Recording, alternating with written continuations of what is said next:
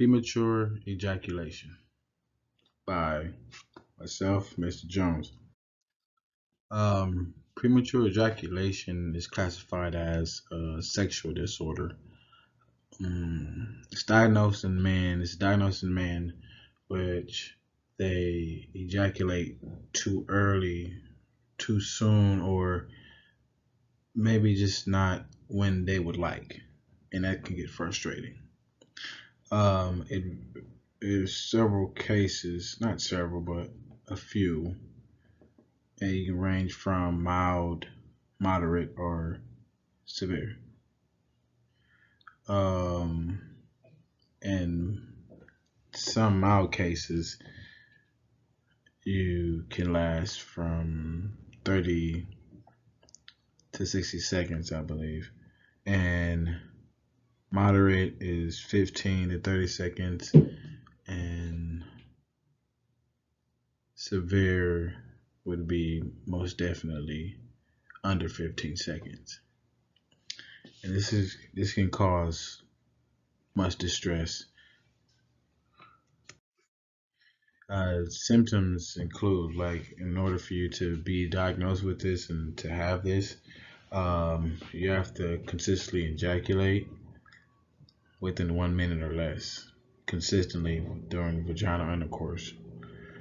And criteria A, which is the one I'm speaking of, you have to ejaculate less than 1 minute in vaginal intercourse. So when it comes down to B, the symptoms, it has to happen 75 to 100% of the time.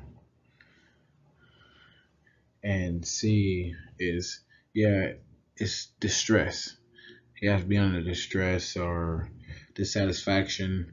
It's causing tension between you and your lover or your other half. Um, that's when you can be diagnosed with this, and I believe 6 months. 6 months. I'm moving along. See the little man sad. For those of you that remember this movie, American Pie, it was a classic. This is one of those. It kind of made the premature ejaculation known on a cultural scale, especially for those of us, especially in my age, where I didn't know what that was, but he made it famous where he ejaculated early. So even though you can prematurely ejaculate early without vaginal intercourse, as of right now, it's still classified as having to be vaginal intercourse. The oral part or anything else hasn't yet to been updated. But the prevalence of PE, aka premature ejaculation, it consists of all across of age groups, as you can see. I already pointed at the thing. 18 to 24-year-olds, you see, it actually happens. You think maybe that it happens to just older people. No, it happens to this young age, and it's also been looked at from social culture. Maybe people do this because they're ashamed, or it also can happen from being traumatized. This can create anxiety. It's something that comes hand in hand with situations like this, especially social anxiety. It tends to attack, because men really truly feel unable to control their orgasms. And the risk factors is, as you can see, are anxiety disorders. Also, PTSD. This can also happen because of that, because of past events or some you was forced to do something. You never know. It's on a large scale.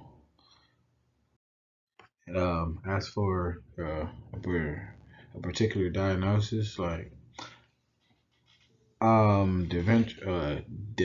differential diagnosis, I was unable to obtain this research as I researched, I couldn't really see anything like the comorbidity is erectile dysfunction.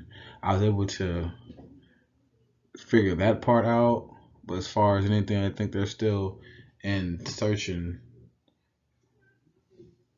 to figure this out.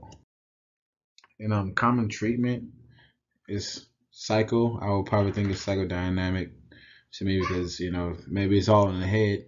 You never know because it starts there, create a lot of anxiety, a lot of pressure that you put upon yourself. But they do this psychosexual education, which helps you focus on um, ways to not ejaculate early, gets you to focus. The stop and go method, um, the squeeze the butt cheeks. It happens and it works. And order to take SSRIs, serotonins, um, the reaction that it causes in the brain. I wish I could remember the name of it, but yeah, it delays ejaculation. But all right, well, that was my presentation on premature ejaculation. I'd like to thank you guys for paying attention and hearing me out. Hopefully, you gained some knowledge from this, and thank you for your time. Jamie Jones, over and out.